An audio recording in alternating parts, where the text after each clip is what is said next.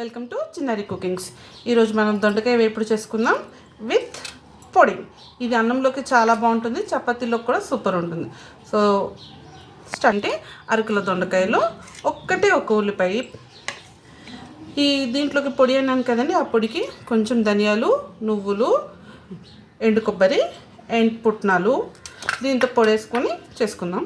చలో, కొంచెం వెడల్పాటి మూకుడు తీసుకొని దీంట్లోకి 2 గరిటెలు నూనె వేసుకుందాం. నూనె కాగిందండి.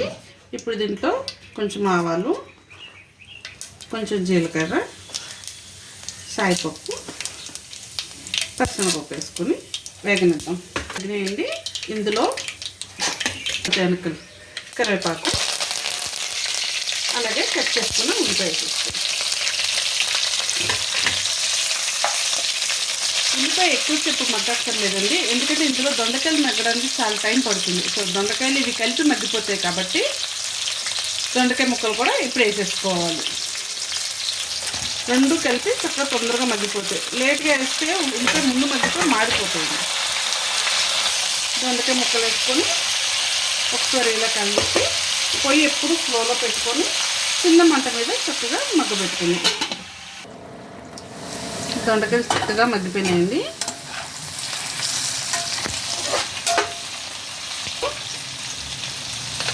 సరిపడా ఉప్పు,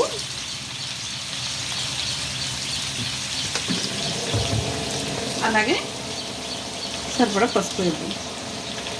ఒకసారి కలిపి ఇంకొంచెంసేపు మగ్గబెట్టుకుందాం.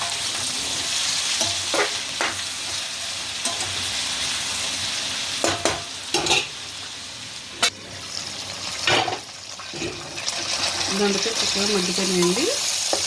ఇప్పుడు మగ్గాయలు తెలియాలంటే ఒక దొండకాయ నీళ్ళ కట్ చేస్తే ఈజీగా కట్ అయిపోతే మగ్గిపోతుంది. ఇది కొంచెం పచ్చి ఉంది, ఇంకొక 2 నిమిషాలు మగ్గ పెడదాం. దొండకాయ చక్కగా దగ్గరికి మగ్గిపోయినాయండి. దీంట్లో ఇప్పుడు సరిపడా కారం వేసుకుందాం.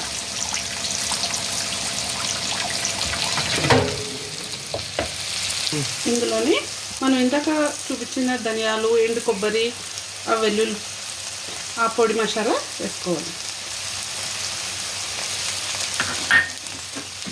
వేసి మొత్తం మసాలా అంతా ముక్కలు పట్టేలాగా పొడి అంతా కలుపుకుందాం. చూసారా, ఇది పొడి వేసిన తర్వాత ఎక్కువసేపు ఉంచకూడదండి, మాడిపోయినట్టు ఉంటుంది. అంతే, కట్టేసుకోవడం. కొత్తిమీర చల్లి పొయ్యి కట్టేద్దాం. అంతే, మన దొండకాయ వేపుడు రెడీ. మన దొండకాయ వేపుడు రెడీ. ఇది అన్నంలోకి, పప్పులోకి నంచుకోవడానికి ఫ్రై బాగుంటుంది.